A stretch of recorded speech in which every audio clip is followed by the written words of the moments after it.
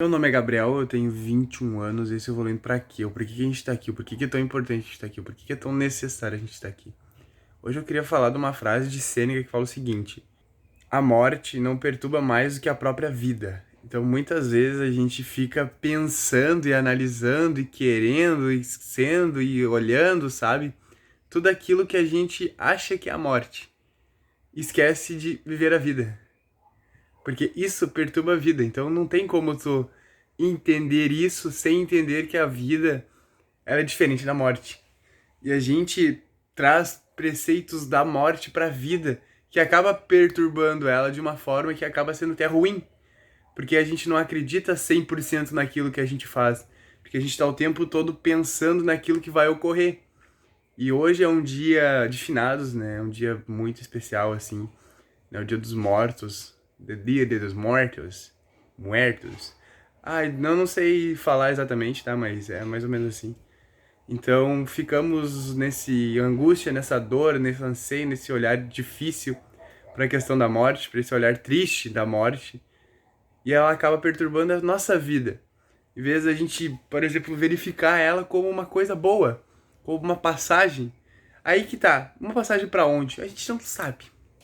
A gente não vê, não interessa para onde vai, sabe? Mas a partir do momento que ela vem, tu vai.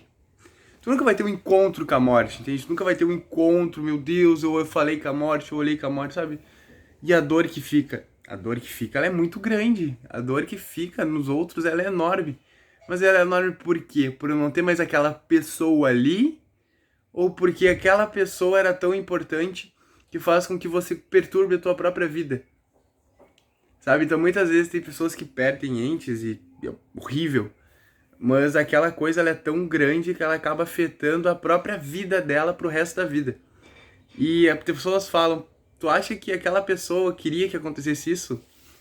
Então, essa questão, digamos assim, de perturbação mesmo, ela acaba sendo visionada e especializada em algo que muitas vezes não tem consciência daquilo realmente. Parece que a pessoa não refletiu 100% naquilo. Não parou para pensar na questão da morte em si, né, da passagem para um outro lado, se tiver outro lado ou não, sabe? Não tem esse quesito certo ou errado nessa parte, mas tem sim o quesito de Sêneca, que é muito forte, porque é exatamente isso. A morte, ela não é a maior perturbação da vida. A vida é a maior perturbação. A partir da análise da morte de uma situação que, meu Deus, meu Deus, meu Deus, meu Deus.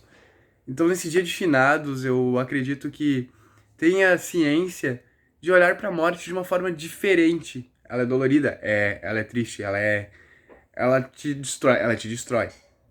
Mas assim, tem um olhar diferente para a morte. Tem até uma frase da a vida, a morte vale a pena ser vivida.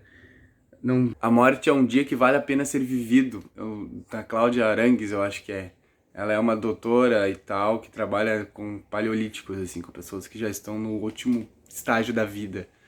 Então não tem solução, né? Elas vão falecer em hospitais. E ela tem um livro que é isso, A Morte é um Dia que Vale a Pena Viver.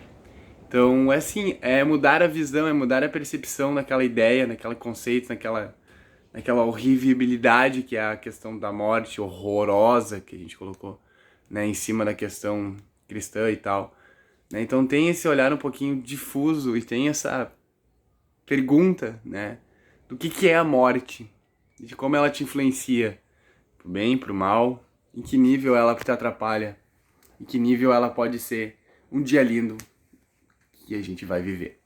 Não tem como dizer que a gente não vai viver, porque todo mundo vai viver a morte. Então esse é o questionamento desse vídeo, assim, né? Como não atrapalhar a morte na vida e a vida na morte. Né? O que vocês pensam sobre? Eu peço que vocês comentem aqui embaixo e se inscrevam no canal. E até o próximo vídeo, que não se esqueça. Amanhã. Também deixa o like, né? Que é importante.